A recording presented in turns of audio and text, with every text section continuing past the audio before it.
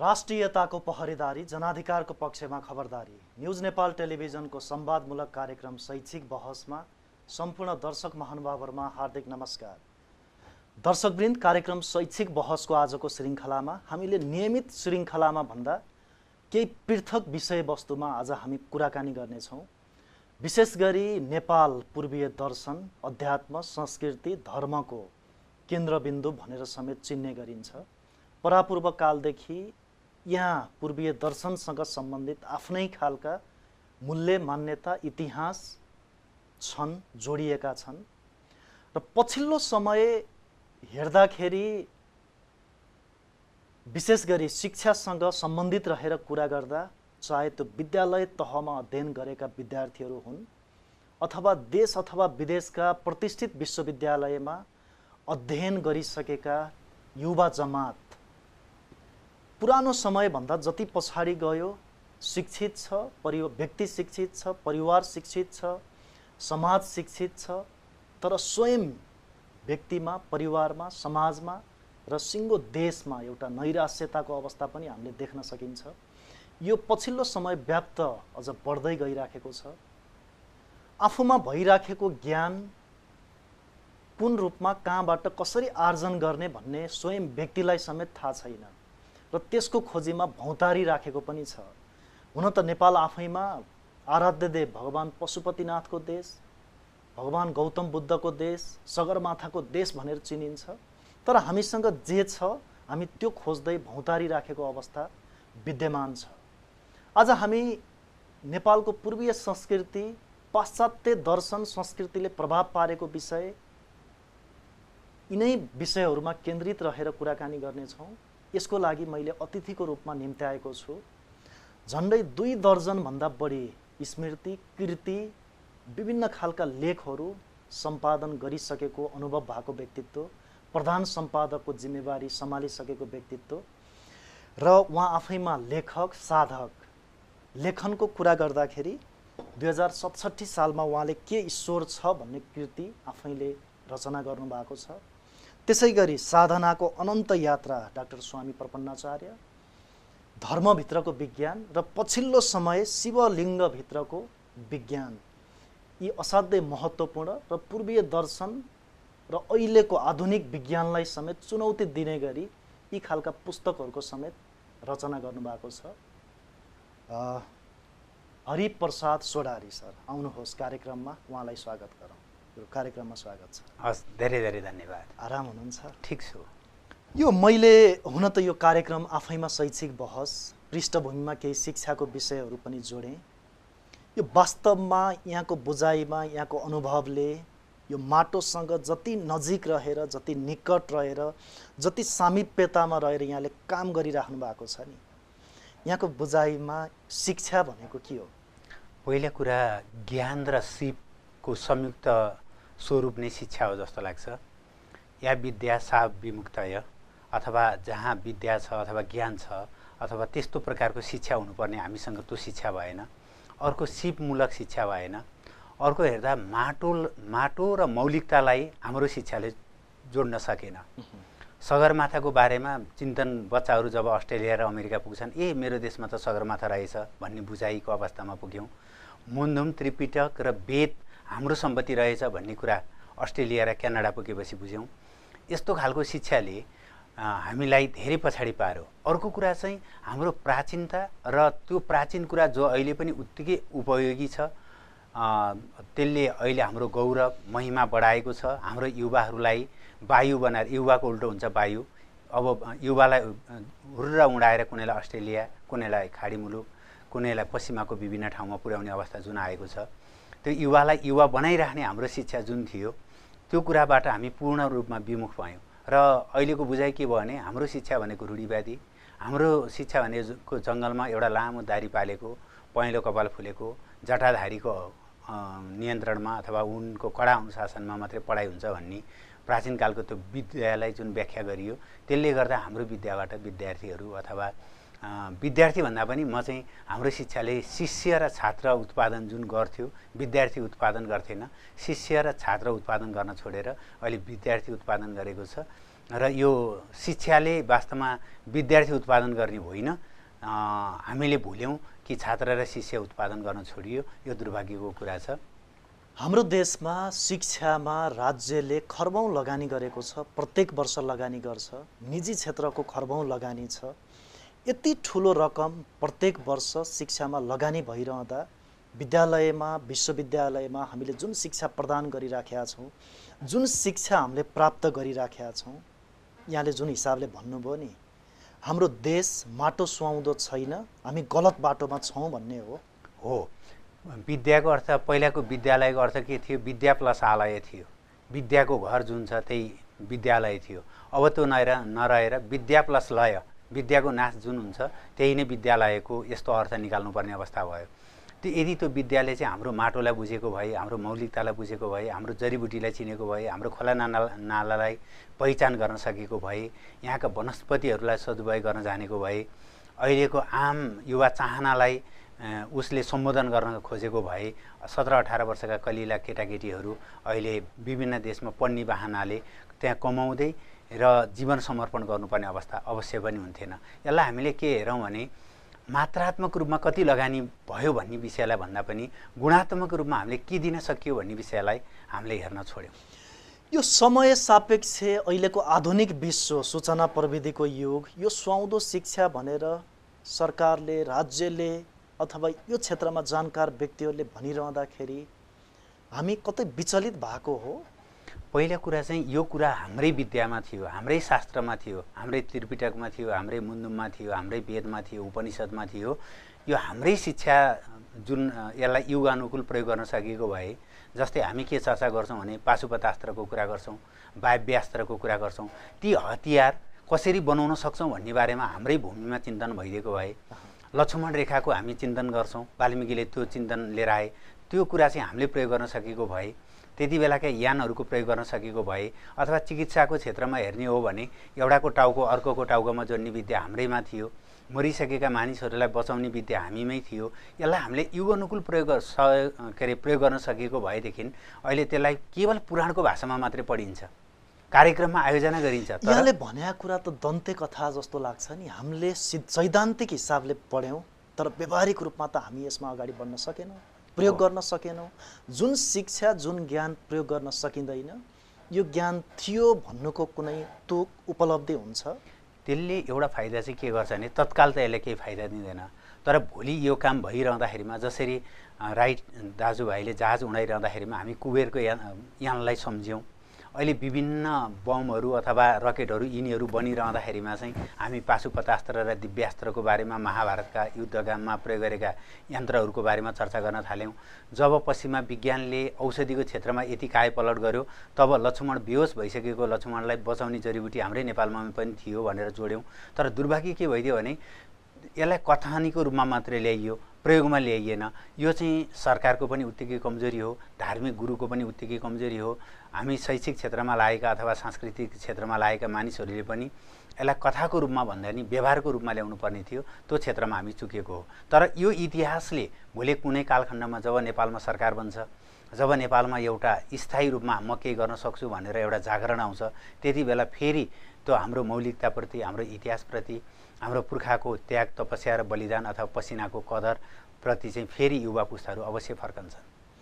हाम्रो पुरातन शिक्षा, गुरुकुलीय पद्धति, त्यो प्रणालीको शिक्षा अहिलेको समयमा हेर्दाखेरि मैले अघि पनि भने, आधुनिक शिक्षाले, अहिलेको आधुनिक समाजले त्यो त हामीलाई अब आवश्यक छैन भनेर विस्थापित गरिसकेकै अवस्था छ नि। पहिलो कुरा चाहिँ के छ भने जो अहिलेको शिक्षाको धेरै अवगुणमध्येको एउटा अर्थमुखी जुन भयो, यसले गर्दाखेरिमा के भइदियो भनेदेखि यी कुराहरू आउनु स्वाभाविक पनि हो।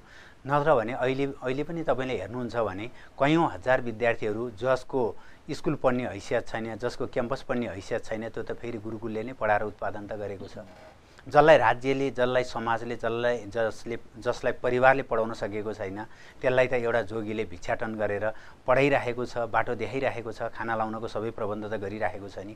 होला गुणात्मक रूपमा चाहिँ के भने पैसा हुनेले साइन्स पढ्यो होला, तर कम साइन्स त हाम्रै विद्यामा पनि थिएन नि। तर हाम्रो विद्यामा के भयो भने कर्मकाण्डी प्रकृतिको अलिकति बढी बनायौँ। अहिले केही जागरण आएको छ, केही गुरुकुलहरूले फेरि विज्ञान जोडेका छन्, आयुर्वेद जोडेका छन्। पश्चिमाहरू त्यसमा पनि त लागिपरेका छन् नि, कि पश्चिमाहरू चाहिँ हाम्रो संस्कृत विद्यालय लगेर के योगको बारेमा, के आयुर्वेदको बारेमा, के ज्योतिषको बारेमा, के तन्त्रको बारेमा चर्चा गरेका छैनन् र। तर हामीले यो मेरो हो भनेर युग अनुकूल प्रयोग गर्न सकेनौँ, यो दुर्भाग्यको कुरा हो। अब हुन त हामीले पुरातन शिक्षा, हाम्रो पूर्वीय दर्शनलाई अगाडिको शिक्षा अहिलेको समाजले विस्थापित गर्न खोज्दैछ भने पनि अहिले पछिल्लो समय देशबाट अथवा विदेशबाट उच्च शिक्षा, उच्च डिग्री हासिल गरेका आम युवाहरूमा हेर्ने हो भने, अहिलेको शिक्षित जमात हेर्ने हो भने एउटा खालको नैराश्यता, कता कता अशान्ति त्यो पनि देखिन्छ नि। त्यो चाहिँ मुख्य कुरा के भइदियो भने जुन शिक्षामा संस्कार र सिप छैन त्यो शिक्षाले कहिले पनि काम गर्दैन। पहिला के थियो, सामान्य अवस्थाको पनि परिवारलाई हेर्नुहोस्, एउटा हजुरबा र हजुरआमाको नियन्त्रणमा कम्तीमा पनि घरमा 36-37 जनालाई नियन्त्रणमा राखिएको हुन्थ्यो। भनेको नियन्त्रण भनेको त्यस्तो होइन कि खुसी राजी एउटा परिवार चलेको थियो। अहिले हेर्नुहोस्, जम्मा 4 जना हुन्छन्, आमा बुवा छोराछोरी। अब त्यो आमाको के अरे भनाइअनुसार न छोराछोरी रहेका हुन्छन्, न त छोराछोरीको अन्डरमा आमा बुवा नै, अथवा पारिवारिक रूपमा बाहिर देख्दा ठुला गाडी चढेका होलान्, ठुलो घरमा बसेका होलान्, लबाई खबाईमा पहिलेको भन्दा गुणात्मक रूपमा केही परिवर्तन भएको होला। तर अहिलेको शिक्षाले फेरि पनि समाजलाई जोडेको छैन, फेरि पनि परिवारलाई जोडेको छैन, फेरि पनि राष्ट्रको मोह जुन हुन्छ त्यो प्रति त फेरि मानिसलाई जोडेको छैन। अहिलेका अधिकांश आत्महत्याको रेसियो हेर्ने हो भने 10 वर्ष अगाडि र अहिले त झन् शिक्षाले त मान्छेलाई त काहेपलट गरेको थियो। के त्यो आत्महत्याको रेसियो घटाएको छ र के पारिवारिक शान्तिको रूपमा चाहिँ स्थापित गरेको छ? अहिले प्रत्येक दिन जस्तो आत्महत्या गर्ने व्यक्तिको सङ्ख्या, यो नेपाल प्रहरीको आधिकारिक तथ्याङ्क भन्दैछु मैले, सरदर औसतमा एक दिनमा 20 जना हो आत्महत्या गर्न बाध्य छन्। त्यो परिवारले, समाजले अथवा देशले बाध्य बनाइराखेको अवस्था छ नि। हो, त्यो यदि शिक्षाले अहिलेको आधुनिक शिक्षाको जुन बारेमा हजुरले चर्चा गर्नुभयो, यदि त्यसले सम्पूर्ण कुरा सम्बोधन गर्थ्यो भनेदेखि त यो त नहुनुपर्ने। हाम्रा बस्तीहरू उजाडिएका छन्, हाम्रा परिवारहरू चाहिँ विचली परेका छन्। अहिले नै हेर्नुहोस्, पारिवारिक जीवन कति डिभोर्सको रेसियो हेर्नुहोस् त कहाँबाट कहाँ पुग्यो, गर्भपतनको अवस्थालाई हेर्नुहोस् त कहाँबाट कहाँ पुग्यो, हत्या हिंसाको प्रकरणलाई हेर्नुहोस् त कहाँबाट कहाँ पुग्यो। आत्महत्याको कुरा त पछाडि गरौँ, एउटाले अर्कालाई दिएको दुःखको अदालतमा जानुहोस् त त्यही हालत छ। हरेक क्षेत्रमा यो विचली किन भयो भने शिक्षाले मान्छेलाई संस्कारित बनाउन छोडिदियो। र अर्को कुरा चाहिँ म कहिलेकाहीँ आफ्नो स्कुलको जीवन सम्झेर हेर्छु, हामी साइन स्क्वायर बराबर 1 - cos स्क्वायरको सूत्र घोक्यौँ। त्यो मात्रै होइन, प्रेजेन्ट कन्टिन्युअस टेन्स भनेको subject plus auxiliary verb plus V4 plus object भनेर घोक्यौँ। त्यो चाहिँ जीवनमा कहाँ लागू भयो? हाम्रो शिक्षा त त्यो थिएन नि।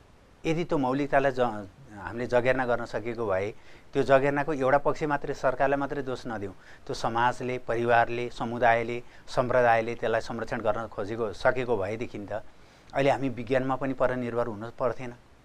हरेक कुराहरू हामीसँग थियो। अहिले त के छैन, हरेक कुरा हामीसँग थियो भन्दा कसैले सुन्यो भने यी गफ लायो भने जस्तो मात्रै हुन्छ। यो चिया गफ बाहेक केही अरू हुन सकेन, किनकि हामीले त्यसलाई जीवनसँग जोडेनौँ। हामीले कम्तीमा पनि के गर्नु पर्थ्यो भने हाम्रो शास्त्रलाई जीवनसँग जोड्नु पर्थ्यो, युवासँग जोड्नु पर्थ्यो र विज्ञानसँग जोड्नु पर्थ्यो। यी सबै कुराहरू थिए हाम्रो शिक्षामा। जीवनलाई पनि जोड्न मिल्थ्यो, युवालाई पनि जोड्न मिल्थ्यो र विज्ञानलाई पनि जोड्न मिल्थ्यो। यी तिनै पक्षबाट हामीले जब शिक्षालाई कर्मकाण्डी प्रकृतिको बनायौँ, रट्ने तरिकाको बनायौँ र शिक्षकले लाठै लिनुपर्छ, विद्यार्थीले चाहिँ खुट्टा ढोग्नै पर्छ भन्नेमा बनायौँ, त्यहाँबाट हामी उठ्न नसकेपछि यो अवस्थामा पुग्यौँ। यस्तो हुनुमा हामी कहाँनिर चुक्यौँ? हामी पहिला कुरा सरकारले यो कुरालाई पाठ्यक्रममा यसरी अध्ययन गर्नुपर्छ, यसरी ल्याउनुपर्छ भनेर सरकारले गर्न सकेन। अर्को, हाम्रो समाजले नै हाम्रा जडीबुटी, हाम्रा शिक्षा, हाम्रा वेद, हाम्रा मुन्दुमहरूलाई प्रयोग गर्न सकेन। अर्को चाहिँ अहिले हरेक शास्त्रहरू हेर्नुहोस्, वेद भन्ने बित्तिकै यो बाहुनको कुरा जस्तो भयो, अनि त्रिपिटक भन्ने बित्तिकै यो बौद्ध मार्गीको जस्तो भयो, मुन्दुम भन्ने बित्तिकै राई र लिम्बूको निजी सम्पत्ति जस्तो भयो। यो त राष्ट्रिय सम्पत्ति हो नि। तपाईँले कुनै पनि राष्ट्र पाउनुहुन्न जुन देशमा ती 3वटा धर्मशास्त्र लेखिएका छन्, जुन देशमा यति अर्थात् देवी देवता र ऋषिमुनिहरू छन्। ऋषिहरू सबै वैज्ञानिक हुन्, तर हामी त ऋषि भन्ने बित्तिकै जटा पाल्ने र दारी पाल्ने, जङ्गलमा बस्ने, माला लिने, कमण्डलु झुन्ड्याउने बाहेक अरू सम्झेनौँ। अब यो चाहिँ चुकेको कहाँ भने हाम्रो समाज चुक्यो, हाम्रो परिवार चुक्यो, हाम्रो राष्ट्र चुक्यो। सबभन्दा ठुलो चुकेको भनेको संस्कृति मन्त्रालय र शिक्षा मन्त्रालय चुक्यो। नेपाली समाजले आफ्नो अमूल्य इतिहास बिर्सिँदैछ। हो, यो 2-4 कुरा यसमा विचार गर्नुपर्छ। हामी पृथ्वीनारायण शाहको इतिहासलाई भुलेर मार्क्सवाद र लेनिनवादको कुरा गर्छौँ। ठिक छ, मार्क्सवाद र लेनिनवाद पहिला त के गर्नु पर्यो भने आफ्नो घरभित्र कहाँनिर नुन छ, कहाँ चिनी छ, कहाँ ओछ्याउनी छ, कहाँनिर ग्यास छ, खाना पकाउने ठाउँ कहाँ हो, टोयलेट कहाँ हो थाहा नहुने, अर्काको घरको सबै थाहा हुनेलाई के भन्छन्? त्यसलाई चोर भन्छन्। हामीले आफ्नो घरको बारेमा केही पनि थाहा भएन। अब त समस्या यस्तो भयो कि हाम्रो देशको, मैले यो कुनै पार्टीलाई अथवा कुनै सम्प्रदायलाई आक्षेप लगाएको होइन कि पृथ्वीनारायण शाहले त्यत्रो एकीकरण गरे, जसले त्यति बेलाको अङ्ग्रेजलाई लहटे, जुन अङ्ग्रेजले भारतलाई खाएको थियो त्यो अङ्ग्रेजलाई लहटे, त्यो मुसलमानलाई लहटे जसले चाहिँ भारतलाई कब्जा गरेको थियो, त्यो अङ्ग्रेजलाई र मुसलमानलाई लहट्ने वीर पुरुष हामीले के अरे पृथ्वीनारायण शाह बिर्स्यौँ। बलभद्र कुँवर, अमरसिंह थापा लगायत जसले चाहिँ युद्धमा आफ्नो जीवन समर्पण गर्यो, उनीहरूको इतिहास हामी पढ्दैनौँ। हामी जो राष्ट्रिय गौरव बढाउनु पर्यो भने खालि विदेशी, जस्तै दुर्भाग्य के लाग्छ भने लामो समय म समाजशास्त्र पढाएँ।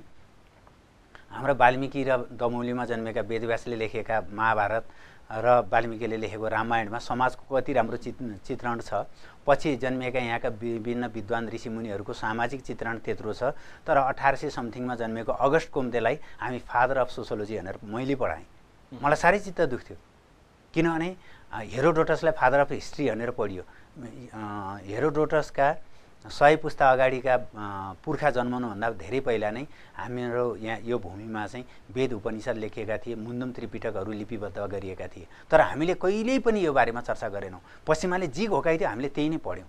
यसले गर्दाखेरिमा के भइदियो भने हामी इतिहासबाट विमुख भयौँ। त्यो मात्र होइन, कति दुःख गरेर राजा महेन्द्रले दक्षिणको भारतलाई जोगाए, उत्तरको चीनबाट बचाए। हामी अहिले उनलाई खलनायकको बारेमा चित्रण गर्छौँ। भानुभक्तको कवितालाई हामी लगाएर यता र उता गरेर अनेक व्याख्या अपव्याख्या गर्छौँ। यस्तो परम्पराले के भइदियो भने हाम्रो नेपालले चाहिँ आफ्नो इतिहास नै आफै नै गुमनाम बनाउँदैछौँ। अनेकौंका दृष्टिमा राष्ट्र निर्माता यो शोध कृतिको यहाँ आफै प्रधान सम्पादक समेत हुनुहुन्थ्यो। यो निकै रुचिका साथ अध्ययन गरियो, पढियो, विभिन्न चर्चा परिचर्चाहरू भए यसको बारेमा। यहाँले जसरी इतिहासविद अथवा राष्ट्र निर्माताहरूको बारेमा कुरा गर्नुभयो, पृथ्वीनारायण शाहकै बारेमा कुरा गर्दाखेरि आजको नेपाली समाजले सहज रूपमा उनलाई राष्ट्र निर्माता भनेर स्वीकार गर्दैन। हामी त्यो अवस्थामा छौँ।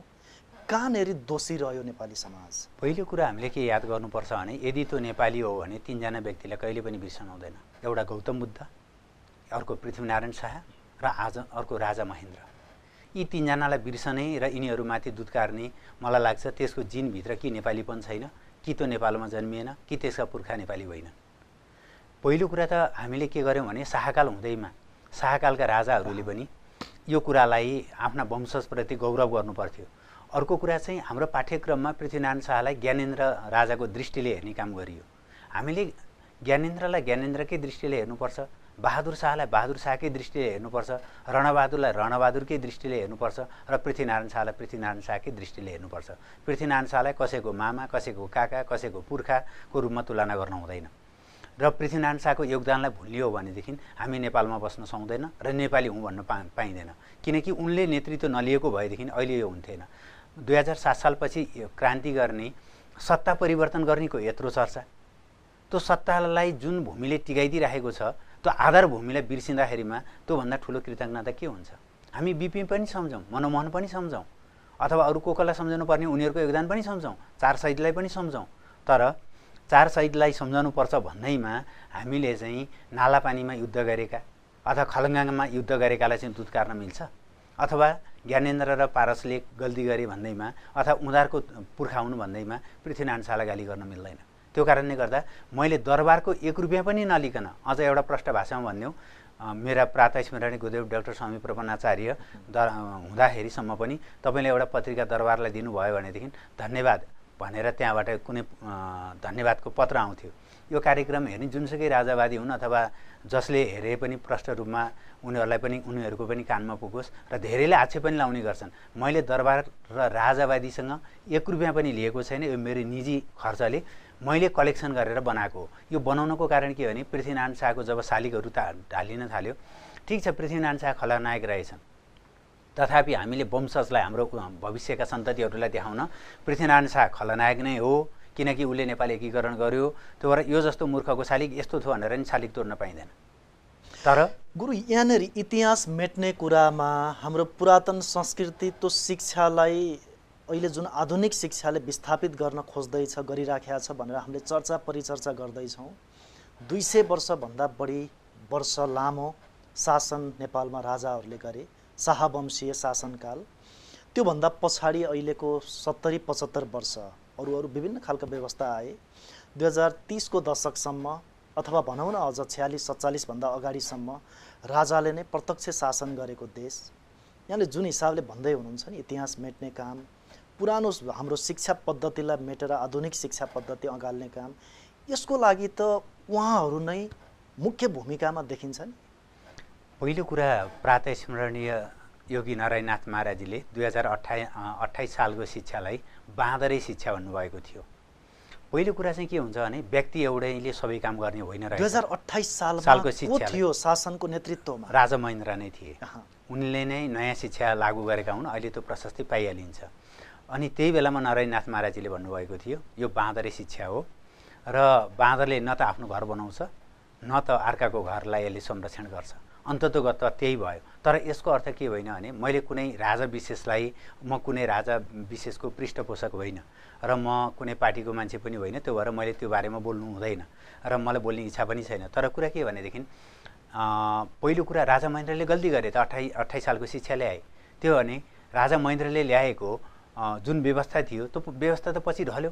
व्यवस्था चाहिँ परिवर्तन गर्न मिल्ने, शिक्षा अनि त्यसपछि अन्य पक्षहरूलाई चाहिँ हामीले परिवर्तन गर्न नमिल्ने। एक हिसाबले त राजा महेन्द्र दूरदर्शी सोच भएका नेता पनि मान्न मिल्छ। किन भन्दाखेरि आजका दिनसम्म नेपालमा नयाँ सङ्घीय शिक्षा ऐन बन्न सकेका छैन। धेरै व्यवस्था परिवर्तन भइसके। आज हामीले जुन शिक्षा ऐन छ नि आजभन्दा 50-52 वर्ष अगाडिको 2028 सालको शिक्षा ऐनमा टेकेर अगाडि बढिराखेका छौँ। मैले भन्न खोजेको चाहिँ कुरा के हो भने उहाँले जुन नयाँ शिक्षा लागू गर्नुभयो तर पूर्ण रूपेण त्यसको प्रतिफल आउन्जेल त उहाँले शासन गर्न पाउनु भएन। किनभने मलाई लाग्छ यो लागू गरेकै केही महिना पछाडि नै, वर्ष होइन केही महिना पछाडि नै उहाँको देहावसान भयो। यो कारणले गर्दा उहाँको जुन नयाँ शिक्षा लागू थियो त्यो भनेको बाह्य प्रविधिको पनि तिमीहरूले ज्ञान गर्नुपर्छ र मौलिकता सहितको हुनुपर्छ भन्ने उहाँको मेन उद्देश्य थियो। र नारायणनाथ महाराजले के डर थियो भने भारतमा अङ्ग्रेजलाई कसरी खाइराखेको थियो, भारतमा अङ्ग्रेजले छोडेर गए पनि भनिन्। त्यति बेला नारायणनाथ महाराजले भन्नुहुन्थ्यो उनीहरू गए तर टाउको चाहिँ के छ भने कपडा चाहिँ हिन्दुस्तानको र टाउकोभन्दा माथि लाउने कुराहरू चाहिँ सबै अङ्ग्रेजको छ अहिले पनि इन्डियामा भनेर भन्नुहुन्थ्यो। अब उहाँ त के भनेदेखि एउटा दुइटै दिव्य पुरुष हाम्रो दृष्टिमा, किनभने राजा महेन्द्र नभएको भएदेखि त अहिलेको यो नेपालै रहन्थ्यो कि रहन्थेन। त्यति बेला जवाहरलाल नेहरू जस्तो प्रधानमन्त्री, अनि त्यसपछि सरदार भाइ पटेल जस्तो गृहमन्त्री, पछाडि नै आउँदा इन्दिरा गान्धी प्रधानमन्त्री। यस्तो बेलामा यदि अहिले उनीहरू भएको भए हामी नेपालको परिकल्पना लगभग गर्न सक्ने अवस्था थिएन। त्यति बेला जोगाएको राजा उनले केही न केही देखेर गरे। तर समस्या के भयो भनेदेखि उमाल्न खोजेको चाहिँ दुध अनि त्यसै खाना दिएको चाहिँ दुध, तर दुधमा चाहिँ विष खोलेर खुवाइदिएपछि त दुध आफै विषालु हुने भयो। शिक्षा आफैमा गलत होइन, तर त्यसलाई प्रयोग कसरी गर्ने भन्ने कुरामा चाहिँ उनले प्रयोग गर्न पाएनन्। त्यो प्रयोग गर्न नपाएको कारणले गर्दा नारायणनाथ महाराजले यो भन्नुभएको हो। वास्तवमा उनले गर्दाखेरिमा आज बर्बाद भएको भन्न खोजेका चाहिँ होइन, तर जुन रूपमा उनले प्रयोग गर्न खोजेका थिए त्यो रूपमा प्रयोग गर्न पाएको भएदेखि, जस्तै भूमि सुधार ऊ ल्याए ऐन लिएर आए। भूमि सुधार ऐनले कसलाई असर गर्यो र? कि शाहहरूलाई असर गर्यो कि त उनका मामा र ससुराली भएका राणाहरूको न जग्गा गयो? तत्कालीन समयका तत्कालीन शासक भने त पुरै उनका ससुराली हुन् र मामाली हुन्। मलाई लाग्छ 80% जति त राणाहरूकै सम्पत्ति गयो भने अरू कसो सम्पत्ति गयो र? केही 20% हामी पहाडका मान्छेहरूको गएको हो। यो कुनै पनि मुलुकको लागि, मुलुक बन्नको लागि इतिहासको कति आवश्यकता छ, कति महत्त्व छ? त्यो मुलुकले त्यही देशको इतिहासबाट अगाडि बढ्नुपर्छ। किनभने इतिहास भनेको जग हो। जगबाट कुनै पनि घर बनाउनु पर्छ भने जगैबाट बनाउने हो। इतिहास भनेको चाहिँ त्यो देशको इतिहास। हामी अहिले अगाडि बढ्न नसकेको हरेक पार्टीका आफ्ना इतिहास छन् र विदेशी इतिहास छन्। अहिले देशको इतिहास मेटिँदैछ हो।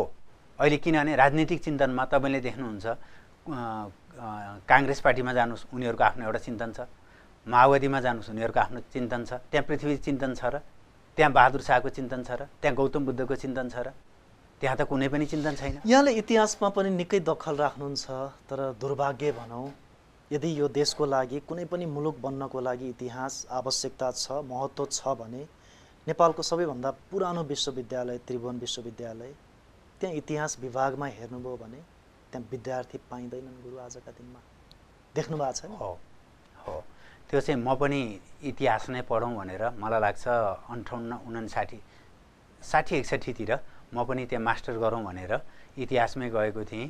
हामी मलाई लाग्छ 20-25 जना कतिजना विद्यार्थी थियौँ। पछि टाढा भयो कृतिपुर, मेरो बसाइ यता भएर। यही कारणले गर्दाखेरि न, जस्तै हामीले इतिहास नबुझिसकेपछि अहिले जति पनि समस्याहरू आएका छन्, इतिहासलाई राम्रोसँग बुझेर, राम्रोसँग पढेर, राम्रोसँग त्यसलाई अनुगमन गरेर काम गरिदिएको भए त अहिले जस्तै जातीय द्वन्द्व आएको छ, इतिहासको कुन बाटोबाट आयो भनेर हेरेको भए, अहिले शिक्षाको पहुँच सीमित समूहमा पुगेको छ, त्यो कहाँबाट आयो भनेर बुझिदिएको भए, अथवा मान्छेहरू चाहिँ सहर केन्द्रित र सदरमुकाम केन्द्रित भए के कारणले भयो भनेर बुझिदिएको भएदेखि अहिले यो अवस्था आउँथेन नि।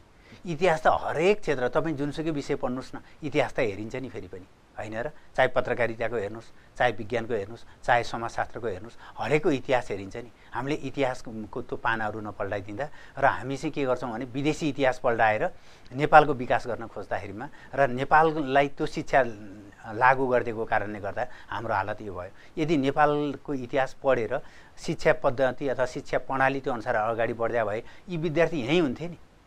यसले के बुझाइदियो भन्दा अहिले पनि विदेशको कुन कलेजसँग सम्बन्धन प्राप्त भनेर त देख्नुहुन्छ नि।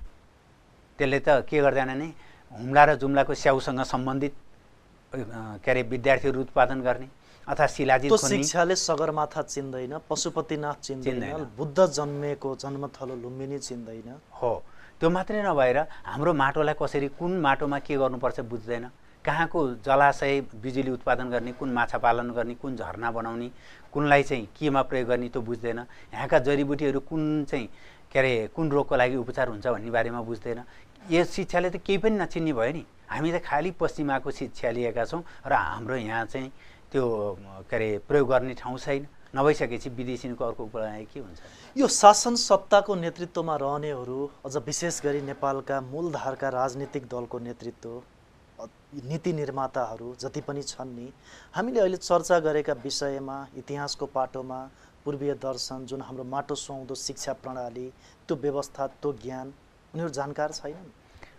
पहिलो कुरा चाहिँ के छ भने मलाई लागेको है, अहिलेका युवा पुस्ता अथवा अहिलेको मन्त्रीमण्डल यो नजान्ने भन्ने कुरा हुँदैन। सबभन्दा ठुलो कुरो के हुँदो रहेछ भने रवाबमा परेर, दबाबमा परेर अथवा आफूलाई त्यहाँ टिकाइराख्नका लागि यो काम गरेको कारणले गर्दा नै हरेक क्षेत्र हामी अलपत्र छौँ। चाहे त्यो शिक्षाको कुरा गर्नुहोस्, चाहे त्यो संस्कृतिको कुरा गर्नुहोस्, हरेक क्षेत्रहरू त्यो संरक्षण नहुनुको कारण यस्तै हुँदो रहेछ। मैले केही समय यता हाम्रै पशुपति क्षेत्र विकास कोषको अवस्था हेर्नुहोस् न, त्यही इन्डियाको एउटा मन्दिरले कति धेरै एउटा विश्वविद्यालय त अनिवार्य रूपमा सञ्चालन गरेको छ। कयौँ विद्यार्थीहरूलाई निःशुल्कमा औषधिहरू, निःशुल्कमा अनेक बाटो खनाउनेदेखि लिएर गएर अनेक कार्य गरेको छ। तर हाम्रो पशुपति क्षेत्र विकास कोषले अथवा हाम्रा यहाँका अन्य धार्मिक सङ्गठनहरूले राज्यलाई टेवा दिनका लागि कुनै त्यस्तो काम गरेका छन्? किन यो भन्दाखेरिमा त्यो संस्था कोसँग सम्बन्धित छ? शिक्षा तथा संस्कृति मन्त्रालयसँग। अब उसले के गर्छ? मन्त्री रिजाउनुपर्छ। हाम्रो उनीहरू मन्त्री रिजाउँछन्, मन्त्रीहरू विदेशी डोनरहरू रिजाउनु पर्ला, अनि यसले कसरी हुनसक्छ र भन्नुहोस्? यस्तो हुनुमा त शासन सत्ताको नेतृत्वमा सम्हाल्नेहरू नीति निर्माता मात्रै नभइकन यो क्षेत्रलाई माया गर्ने, के योगदान दिउँ भन्ने अलिकति दखल राख्ने यहाँहरू जस्तो विद्वानहरू पनि त नीति निर्माण गर्ने तहमा काहीँ न काहीँ उपस्थिति छ। उहाँहरूको पनि आफ्नो व्यक्तिगत प्रलोभन, स्वार्थ, त्यो पनि त अर्को मुख्य कारण छ नि यसमा। यो पूर्ण रूपेण हुँदैन भन्न त सकिँदैन। तर कुरा के भनेदेखि अधिकांश जुनसुकै निकायले पनि सल्लाह लिने, सल्लाहकार बनाइदिने, सल्लाहकारको सल्लाह नेपालमा कस्तो हुँदो रहेछ भने आफ्नो आवश्यकता छ भने प्रयोग गर्ने, स्वार्थ मिल्छ भने प्रयोग गर्ने, भएन भने सल्लाहकारमा झुन्डाइदिने, उहाँको पनि सोधनी गरेको हो भन्ने काम आफ्नो तरिकाले गर्दैन। तर दबाबमा पर्छ, निश्चित व्यक्तिगत स्वार्थमा पर्छ भन्ने कुरामा त सत्यता छ नि। सल्लाहकारहरू दबाबमा पर्ने भन्दा मलाई लाग्छ सल्लाहकारहरू जुन कार्यान्वयन गर्ने निकाय चाहिँ म्याक्सिमम पर्छ। अब सल्लाहकारलाई कुनै पार्टीले नियुक्ति गरेको छ भने पक्का हुन्छ, पार्टीले नियुक्ति गरेका छैन अथवा कुनै स्वार्थले त्यहाँ नियुक्त भएको छैन भने उसलाई के को डर भन्नुहोस् त? जस्तै म गएँ भने मलाई के को डर? मलाई राष्ट्रिय हित हेर्ने हो, त्यहाँ त तलब अथवा त्यो भत्तालाई ध्यान दिएको हुँदैन। त्यो कारणले गर्दा त्यस्तो मान्छेहरू चाहिँ पर्दैन। तर एउटा कुरा सत्य कुरा के हो भने जो मान्छे निष्पक्ष छ त्यस्तो मान्छेहरूलाई कहिले पनि सल्लाहकारमा राख्दैन। त्यो कुनै कतै पनि नियुक्ति पनि पाउँदैन त्यसले, र त्यसलाई सल्लाहकारमा पनि राखिँदैन। हामी अलिकति अहिलेको आधुनिक शिक्षा र पुरातन शिक्षा, पूर्वीय दर्शनको शिक्षा, त्यो भित्रको विज्ञानको बारेमा पनि अलिकति चर्चा गर्छौँ गुरु। यसमा यहाँले भर्खर मात्रै असाध्यै लामो समयको सङ्घर्ष, मेहनत, निरन्तरको एउटा तपस्या भनौँ न, त्यसका बावजुद शिवलिङ्गभित्रको विज्ञान भन्ने एउटा रचना, पुस्तक प्रकाशित गर्नुभएको छ। यहाँलाई बधाई पनि छ, शुभकामना पनि छ। यो खास के रहेछ शिवलिङ्गभित्र त्यस्तो विज्ञान जुन हाम्रो समाजले व्यक्तिगत हिसाबले हामीले जान्नै पर्ने, बुझ्नै पर्ने? पहिलो कुरा चाहिँ मैले यो जति पनि धर्म अध्यात्ममा काम गरेको छु, जहाँ जहाँ पश्चिमाहरूले आक्रमण गरेका छन्, जहाँ जहाँ विदेशी धर्म र डलरवादीहरूले आक्रमण गरेका छन्, जहाँ जहाँ हाम्रा युवाहरू पनि ए हो के अरे भनेर दौडेका छन्, हो तिनै विषयमा काम गरेको छु। योभन्दा पहिला धर्मभित्रको विज्ञान जुन निकाले, त्यो टिका टुप्पी जनैमाथि प्रहार गरे, जहाँ जहाँ गरे तिनीहरूलाई नै यो शिवलिङ्ग चाहिँ कस्तो भइदियो भने तपाईँ र हामी दाई अथवा बा अथवा आमा अथवा बहिनी भिनाजुको अगाडि यो चर्चा गर्नै नसक्ने विषय पनि बन्दै गयो। शिवलिङ्ग भन्न नै अब लजाउनु पर्ने अवस्था भयो। शिवलिङ्ग भन्ने बित्तिकै महादेवको अङ्ग विशेषलाई बुझियो। त्यो कारणले गर्दा यो शिवलिङ्गलाई वेदले कसरी हेर्दो रहेछ, हाम्रा पुर्खाहरूले कसरी स्थापना गरेछन्, यसको जरो कहाँ रहेछ, किन शिवलिङ्ग स्थापना गरिएछ भनेर मैले यदि यो अङ्गै हो भने नि अङ्गकै रूपमा व्याख्या गरिदिन्छु भनेर लगभग 67 सालदेखि चाहिँ म यता लागेँ र 68 सालमा आइपुग्दाखेरिमा एउटा पुस्तकीय आकार लगभग आइपुगिसकेको थियो। र त्योभन्दा पहिला चाहिँ मेरा प्रातः स्मरणीय गुरुदेव डाक्टर स्वामी प्रपन्नाचार्यले 64 शिवलिङ्गको खोज गर्दा म साथमै थिएँ र त्यही क्रममा चाहिँ शिवलिङ्गलाई नजिकबाट बुझ्ने मौका मिलेको थियो। र यो शिवलिङ्ग चाहिँ के रहेछ त भन्दाखेरिमा परमात्माको मूर्ति रहेछ। अब शिवलिङ्ग के रहेछ त भने ब्रह्मा विष्णु र महेश्वरको एकैचोटि स्वरूपको दर्शन गर्नु पर्यो भने त्यो स्वरूप रहेछ। सम्पूर्ण लोकका देवी देवतालाई एकैचोटि पूजा गर्नु पर्यो भनेदेखि त्यहाँ पूजा गर्ने त्यो एउटा यन्त्र विशेष रहेछ, मूर्ति विशेष रहेछ। अनि त्यो पछाडि मलाई जागरण के भयो भने यो शिवलिङ्गलाई यसरी अपव्याख्या गर्न दिन हुँदैन। हुन त मैले किताब लेख्दैमा, 2-4 टेलिभिजनमा बोल्दैमा आमूल परिवर्तन त हुँदैन, तथापि भाग्ते चोरको लङ्गौटी सही भने जस्तो आफूलाई लागेको कुरा अलिकति केही गरेर जानुपर्छ भनेर म यसमा लागेँ। यसमा कस्तो संयोजन छ भनेदेखि शिवलिङ्गको टुप्पो जसलाई जलहरी भन्छन्, सोमसूत्र भन्छन्, हो त्यो चाहिँ उत्तर फर्कन्छ। र पहिला अहिले पनि नेपाल र भारतका सैनिकहरूलाई सोध्नुहोस्, केही गरी सैनिकहरू बाटोमा अलमल परे, उनीहरूसँग कुनै दिशा डिरेक्सन थाहा पाउने कुनै पनि मिसिनहरू छैन भनेदेखि शिवलिङ्ग देख्ने बित्तिकै यो पूर्व, यो उत्तर, यो दक्षिण अलग्गै थाहा हुन्छ। अर्को कुरा चाहिँ शिवलिङ्ग कस्तो गजब चिज रहेछ भनेदेखि कुनै पनि मानिस यो पूजा गर्नु पर्यो शिवलिङ्गमा भने नन्दी राखिँदो रहेछ, जोगीको समाधि हो भने नन्दी रहित हुँदो रहेछ।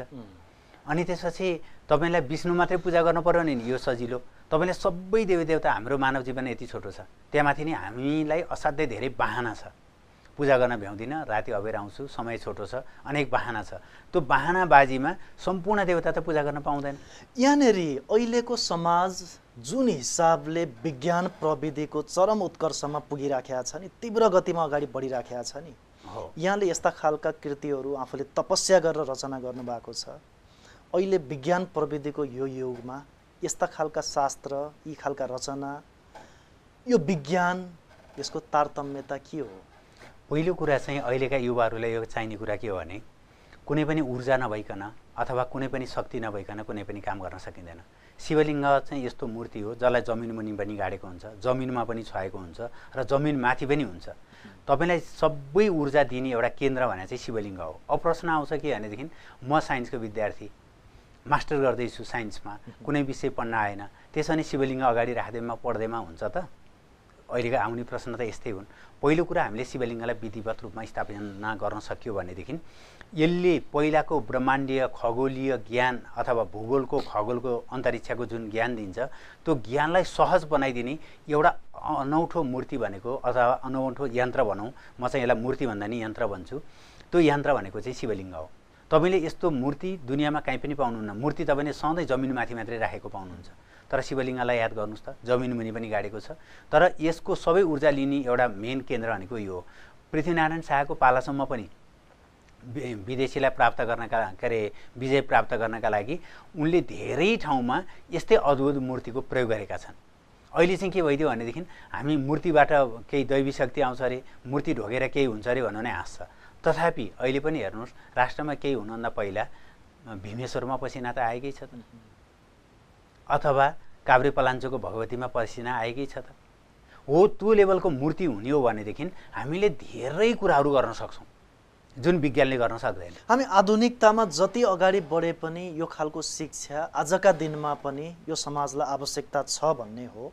किनकि हाम्रो शिक्षा भनेको विद्या र सिप मूलक हो, यो कर्मकाण्डी मूलक मात्रै होइन। अहिले त हामी वेद भन्ने बित्तिकै पशुपति नजिकै कर्मकाण्ड गरिरहेका मान्छे, देवघाट अथवा चतरा नजिकै चाहिँ टुपी पालेका ब्राह्मणहरू बसिराखेर पढ्ने विद्या भनेर बुझ्यौँ। हाम्रो यो पूर्वीय दर्शनमा कति ठुलो विज्ञान थियो भन्ने कुरा त रामायणले बताउँछ, वेदले बताउँछ, उपनिषद्ले बताउँछ, महाभारतले बताउँछ। महाभारतका त्यत्रा हतियारहरू के त्यति बेला अफ्रिका अथवा पश्चिमी मुलुकबाट आयात गरेको हो र? त्यो त हाम्रै भूमिमा बनेको के अरे अस्त्रहरू हुन् नि। त्यो कारणले गर्दाखेरिमा चाहिँ अहिले हाम्रो विज्ञानले सबभन्दा ठुलो कुरो गुमाएको कुरा चाहिँ के हो भने अस्त्र। अहिले शस्त्र मात्रै छ, यसमा फरक हुन्छ। हाम्रो विज्ञानमा के थियो भने शस्त्र र अस्त्र दुइटै थियो। शस्त्र भनेको चाहिँ के हो भने त्यसमा शारीरिक या मानसिक बल चाहिन्छ। जुनसुकै तपाईँले प्रयोग गर्नुहोस्, चाहे त्यो के अरे आणविक बम भन्नुहोस्, चाहे अन्य बमहरू भन्नुहोस्, हात या शारीरिक मानसिक शक्ति चाहिने चाहिँ शस्त्र हुन्छ। तर हाम्रोमा के थियो भने अस्त्र थियो, जस्तै पाशुपतास्त्र, दिव्यास्त्र, अस्त्र जति पनि छ नि यो चाहिँ मन्त्र शक्ति थियो। तपाईँले उच्चारण गर्नुभयो, प्रहार गर्नुभयो, त्यहाँ कुनै केही चाहिन्थेन। तपाईँले कहाँ प्रहार गर्नुभयो, के गर्नुभयो त्यो कसैलाई थाहा हुन्थेन। जहाँ गएर त्यसले परिणाम देखाउँथ्यो अनि मात्रै बुझिन्थ्यो। यो कारणले योबाट त के भने अब यो कुरा गरियो भने गफ मात्रै हुने भयो, यो एकछिन चिया गफ अथवा चर्चा रमाइलो ठट्टा मात्रै हुने भयो। तर कुनै दिन विज्ञान फेरि त्यहाँ पुग्छ अनि बल्ल हामी आहा पाशुपतास्त्र, आहा नारायणास्त्र अथवा दिव्यास्त्र हामी त्यति बेला जान्छौँ। र मेरो अनुरोध के हो भने ठिक छ, पश्चिमाको शास्त्रलाई पनि मानौँ, त्यहाँको अध्ययनलाई पनि मानौँ, तर हामीले त्यसो साथसाथै हाम्रो पुर्खाहरूले दिएको ज्ञान विज्ञानलाई चाहिँ नभुलौँ। म धर्म मान्दिनँ, मलाई अध्यात्मको पथ आवश्यक छैन भन्ने कोही व्यक्तिको लागि यदि ऊ भौतिक जीवनमा साँच्चीकै सफलता प्राप्त गर्न चाहन्छ भने पनि यो खालको शिक्षा जुन विषयमा हामीले कुराकानी गर्दैछौँ यसको महत्त्व कति छ नि? पहिलो कुरा चाहिँ धर्म मान्दिनँ जसले भनिराखेको हुन्छ, तथापि प्रत्यक्ष वा अप्रत्यक्ष रूपमा पूर्वीय धर्म दर्शन संस्कृतिमा जोडिएकै हुन्छ। जस्तै आज आइतबार, यो आइतबार त हाम्रो विज्ञानले दिएको हो नि। पहिला आज सोमबार, बारकै कुरा गर्नुहोस्। अब अर्को कुरा चाहिँ के छ भनेदेखि जतिसुकै आधुनिक भए पनि मान्छे फेरि शान्ति प्राप्त गर्नु छ, फेरि आनन्द प्राप्त गर्नु छ, फेरि म सामाजिक हुनु छ भने ऊ धर्ममा फर्कनुपर्छ। मलाई धन आर्जन गर्नु छ, पद प्राप्ति गर्नु छ, प्रतिष्ठा प्राप्ति गर्नु छ, विलासिताको जीवन बिताउनु छ, म यो भौतिक चरम आनन्दमा रमाउनु छ, तर मलाई अध्यात्ममा धर्ममा जुन मान्छेहरूले अन्धविश्वास भन्छन्, नौटङ्की भन्छन्, मलाई यो बाटोमा जानु नै छैन। कति मान्छेहरू कति समाज त त्यो बाटोमा पनि छ नि। पहिलो कुरा चाहिँ मानिस अध्यात्ममा नगए पनि बरु त्यो समाज चल्छ, तर धर्म छोडिदिने हो भने समाजको अस्तित्व रहँदैन। उदाहरणका लागि तपाईँ आमा बुवालाई ढोग्नुहुन्छ के को आधारमा? धर्मको आधारमा। तपाईँले पूजै गर्नका लागि मात्रै धर्म होइन। जस्तै एउटा परिवारले पोखरेल परिवारको केटी उसकै ठुलो बाउ कान्छो बाउको छोराछोरीसँग बिहे गर्न सक्दैन। के को आधारमा? धर्मको आधारमा। एउटै गोत्रीयमा विवाह गर्न सक्दैन भन्ने प्रचलन छ, त्यो मात्रै होइन, मान्यता छ। जस्तै काका र ठुलोबा र कान्छो बाउको छोराछोरी अथवा ठुलोबा र कान्छो बाउको छोराछोरीको बिचमा बिहे हुँदैन। यो कुनै विज्ञानले नगर भने हो र? यो त हाम्रो धर्मले नगर भने हो। आमालाई हामी ढोग्न दिन्छौँ, यो नगर कसले भनेको? यो धर्मले भनेको। बुढेसकालमा आफ्नो बुवा आमालाई जुन के अरे जिम्मेवारी निभाउनुपर्छ त्यो कसले सिकाएको? पश्चिमा विज्ञानले सिकाएको हो, त्यो हाम्रो धर्मले सिकाएको हो। त्यो भएर धर्म भनेको के हो भने टिको लगाउनेलाई, माला जप्दै हिँड्नेलाई मात्र हामीले धर्म भन्यौँ। धर्म भनेको त समाजको अभिन्न अङ्ग हो जसले मानिसलाई सामाजिक प्राणी बनायो। जस्तै पशुको कुनै पर्व छैन, पशुको कुनै आमा बुवा दाजुभाइ दिदीबहिनीको भनेर एउटा सीमारेखा छैन। हाम्रो सीमारेखा कसले बनायो? धर्मले बनायो। यदि धर्म थिएन भनेदेखि हाम्रा चाडपर्व पनि हुन्थेनन्, हाम्रो परिवार पनि हुन्थेन। परिवारमा जसले जे गर्दै पनि हुने रहेछ नि, जसलाई जे गर्दै पनि हुने रहेछ नि, यो कसले गर्यो? धर्म गर्यो। तर अध्यात्मको लागि उसले नगरे पनि बरु समाज चल्छ। अध्यात्म भनेको आत्मचिन्तन हो। मान्छे आध्यात्मिक नहुन सक्छ तर धार्मिक भएन भने त्यो सामाजिक प्राणी हुँदैन। तर सामाजिक प्राणी हुनु छ भने धर्म मानेकै हुन्छ, त्यसले मान्दैन भन्दा नि मानेकै हुन्छ। त्यसो त यहाँले उल्लेख गरे जस्तो चाडबाडको पर्वहरूको आफ्नै खालको मान्यता छ। भर्खर मात्रै दसैँ तिहार जस्ता नेपाली सनातनीहरूका आम नेपालीहरूका चाहिँ महान पर्वहरू सकिसकेका छन्, उमङ्गका साथ मनाइए पनि यस्ता खालका पर्वहरूले व्यक्तिलाई अथवा समाजलाई अथवा सिङ्गो देशलाई ठ्याक्कै दिने खालको सन्देश शिक्षा पनि त होला नि। पहिलो कुरा चाहिँ पर्वले मानिसलाई जोड्छ। तपाईँले हेर्नुहोस् दसैँलाई नै हाम्रो गाउँहरूतिर के थियो भनेदेखि जोगी भयो अथवा ठुलो विद्वान भयो अथवा गाउँको अग्रज भयो भने जात हेरिन्थेन, हामी उसकहाँ टिको लाउन जान्थ्यौँ। मानव मामा र भान्जाको बिचमा द्वन्द्व भयो, कुसे औँसी आएपछि भान्जाले कुस लिएर मामाका जानै पर्थ्यो। त्यसले के गर्थ्यो, बोल्दै नबोल्ने मामालाई बोलाउँथ्यो। जस्तै दसैँमा हामी ठुलोबाको घरमा जानु पर्थ्यो, हजुरबाको घर टिको लाउन जानुपर्छ, दाइ कहाँ टिको लाउन जानुपर्छ। यसले के गर्यो, आखिर मानिस सामाजिक प्राणी हो, एक आपसमा झगडा हुन्छ। अरू कुरा त छोडिदिउँ, दक्षिणा कति दिन्छ यो कुरा त छोडिदिउँ, तर पहिलो कुरा के गर्थ्यो भने सामाजिक तिक्तता र रिक्ततालाई मेटाउने काम पर्वले गर्छ। अर्को कुरा चाहिँ के गर्छ भने पर्वले हामी कुन भूगोलका मानिस हौँ, हाम्रो कर्तव्य के हो, हाम्रा पुर्खा को थिए र हामी कसको अनुयायी हौँ भन्ने कुरालाई यसले ज्ञान दिन्छ। पहिलो कुरा हामी के गर्छौँ, पूजापाठ गर्छौँ, हामी ऋषिका सन्तान रहेछौँ भनेर गोत्रले मात्रै होइन, त्यसैले बताउँछ। चाहे त्यो पूर्वको ताप्लेजुङ होस्, चाहे त्यो पश्चिमको दार्चुला होस्, त्यहाँ कोडहरू छन्, कोडहरूमा पूजा गर्न जानुपर्छ। पूजा गर्ने काम कसले गर्छ, हिन्दूले गर्छ कि अथवा यहाँको आर्यहरूले गर्छन् कि अरूले गर्छ, कसो सन्तति हो त्यसले क्लियर गर्छ। अनि अर्को कुरा तिहारको कुरा गर्नुहोस्, अहिले पशुपक्षीको अधिकारका कुरा पश्चिमाले बल्ल उठाउन थाले, केही दशक अगाडि शतक पनि पुगेको छैन जस्तो लाग्छ मलाई। अब मानव अधिकारबाट बल्ल पशु अधिकारमा तिनीहरू पुगे। हामी नाग पूजा गर्छौँ, हामी काग पूजा गर्छौँ, हामी कुकुर पूजा गर्छौँ, हामी गाई पूजा गर्छौँ। त्यो मात्र होइन, नदीको पूजा गर्छौँ, सूर्यको पूजा गर्छौँ, प्रकृति पूजक समग्रमा हो। पशु पक्षी र प्रकृतिको संरक्षण गर्नुपर्छ भन्ने चिन्तन अब पश्चिमाले यो बेला विकास गर्यो भनेर हाम्रा बच्चा बच्चीलाई पढाइन्छ। तर हामी के पढ्दैनौँ, हाम्रा ग्रन्थ तीनवटा ग्रन्थ वेद, त्रिपिटक र मुन्दुममा प्रकृतिको पूजा छ, सामाजिक सद्भाव कायम गर्ने तत्त्व छ भन्ने कुरा नै हाम्रै सन्ततिले नपढाएपछि सन्ततिले के पढ्छ, त्यही पढ्छ। अनि कति बेला उसको क्लिक हुन्छ, विदेश गएर 50औं वर्ष खर्च गरिसकेपछि मर्ने बेलामा बल्ल उल्ला आहा हाम्रो मुन्दुमले यसो भनेको रहेछ, ओहो यो कुरा त बेलैमा त्रिपिटक पढाए भइदिन् भनेर भन्छ।